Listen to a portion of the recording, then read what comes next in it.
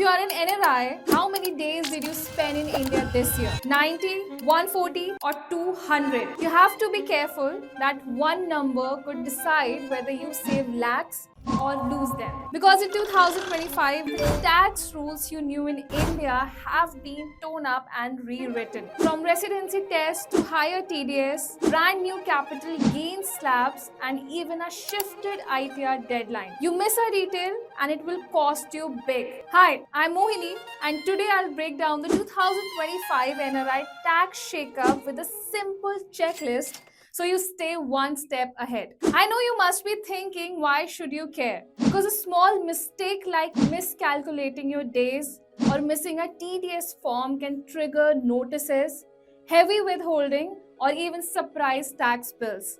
And this year, the government rewrote the tax code and tightened reporting. So this is not small, it's material. Let's first understand the new income tax bill and what has changed. Indian Parliament has replaced the old 1961 Act with the Streamlined Income Tax Bill 2025, cutting the number of sections from 819 to 536, reducing chapters and changing language to make compliance clearer. This is meant to simplify rules, but it also includes stronger digital compliance and clearer reporting obligations. So it's pretty simple plus sharp enforcement. Simpler law doesn't automatically mean fewer rules for NRIs. It means those rules are clearer and enforcement is easier. So documentation matters more than ever. Here comes TDS, where NRIs gets hit. 3 points that you must consider. First, NRO interest.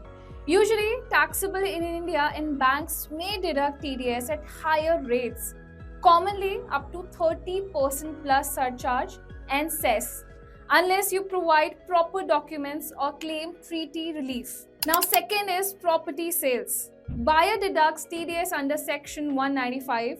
Long-term versus short-term TDS rates differ. Example, long-term often 12.5% or 20% regime, depending on new rules. And the buyer's mistake with forms can cost you refunds, notices. So get Form 26AS or traces checked. Now, third one is the important one, rent and securities. Many tenants, brokers, and companies continue to deduct TDS, but your savior is DTAA. This relief requires a tax residency certificate, that is TRS, and correct forms to avoid over withholding. So if you think TDS was wrong, you can apply for lower TDS via Form 30. That is an online process, or claim refund when filing ITR. But that can take time and sometimes require a certificate from the tax officer. I'll give you a quick real example. Imagine 1 lakh interest credited to your NRO this year. Bank withholds 30%, that is 30,000. If your effective tax is lower, say 20%, you will claim the extra 10K when you file. But you will be out of pocket until refund lands. So it's better to organize TRC forms first to reduce withholding. If you don't want to fight paperwork or chase refunds, check out SBNRI, our app and services built just for NRIs. We help you with paperless onboarding, NRE, NRO account setup, investments access to India, and tax compliance support. And you get a dedicated wealth manager who understands NRI rules. So download the SBNRI app from the link below. Now comes the important rule that most of the NRIs are not aware of, RNOR versus resident. If you slip past the 182-day mark, you are a resident, global income taxed. If you fall between 120 and 181 days, you may be RNOR, usually taxed only on India-sourced income for a limited period. RNOR can protect foreign income for a short time, but you must follow the rules precisely. Now comes the big one, residency rules. The 182-day rule still matters, but there's a new wrinkle for high earners. If your India-sourced income exceeds 15 lakh in a tax year, the usual 60-day plus 365 days in 4 years test is effectively replaced by a 120-day threshold. That means if you spend 120 days or more in India that year, meet the 365 days in previous 4-year test, you may be treated as a resident for tax purposes. This change directly affects NRIs who get substantial Indian income. So track your days carefully. Example, You have 20 lakh Indian rental income and stayed 130 days. Risk of being treated as resident or RNOR. Now comes the important part, income tax slabs and choosing the right regime. You can still pick between the old and new tax regimes. But the practical point for many NRIs is this. If you're earning Indian income in the 5 to 15 lakh band, compare the two regimes carefully. Exemptions and deductions changed. And sometimes the new regime is cheaper. Other times the old regime plus deductions wins. Use a quick calculator or you can ask your CA. Now comes capital gains and property. Important update. Capital gains treatment for NRIs has seen recent changes.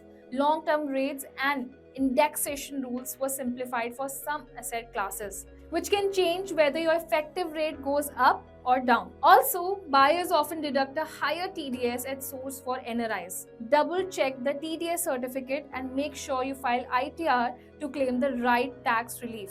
If you sell property, always insist the buyers uses the correct TDS head and form so the credit appears in your AIS. Now, the next one is reporting foreign assets and DTA. The new law marks mandatory reporting. Foreign bank accounts, investments, and overseas income may need to be disclosed, especially where a TRC or treaty claim is involved. You must keep proof, TRC, foreign tax returns, bank statements. If you claim DTA relief, keep your TRC and Form 10F ready. The assessing officer can ask for them. Now here comes the simple one but the important one, PAN and Aadhaar. What NRIs must know. PAN-Aadhaar linking rules have tightened over recent years. PANs can become inoperative if not linked with Aadhaar where the person is eligible. For NRIs without Aadhaar, there are specific exceptions. But from July 1, 2025, new PAN applications require Aadhaar authentication for those eligible. If you are an NRI with Aadhaar, link it. If you don't have Aadhaar, keep proof of exemption and watch official guidance. Now the last one, filing deadline you can't miss. Practical date alert. The ITR filing due date for FY 2024-2025 was extended to 15 September 2025. So don't assume the old July 31 date applies. Check this year's due date and file timely to avoid penalties and interest. Now, I have a 7-point NRI compliance checklist for you. Count your days, maintain an accurate travel log. That is very important. Track your Indian income like rentals, interests, and dividends. Next, request TRC before year end. Get your country's TRC to claim DTAA relief. Push for correct TDS forms. Insist buyers, bank use the correct TAN and form. Check Form 26AS. Now declare your foreign assets. Follow new reporting tables in the income tax bill. Link your PAN Aadhaar if eligible or keep exemption proof if you don't have Aadhaar. File by September 15, 2025, this year's extended date. If you are late, penalties apply and refunds might be delayed. So common mistakes often NRIs make, treating TDS as final tax. It's not. File ITR. Relying only on broker bank for TRC paperwork, it's your job to produce documents. Forgetting joint owner reporting on property or AIS mismatches, check these yearly. Assuming NRE interest is always untouchable, NRE is tax-free, NRO is not. If this video helped, hit like, subscribe and comment checklist. Share this with any NRI friends. One small check today could save you lakhs tomorrow. Drop one sentence below, are you NRI? Yes or no? And how many days did you spend in India? I'll pin the most common question and answer it in the next video. Thanks for watching. See you.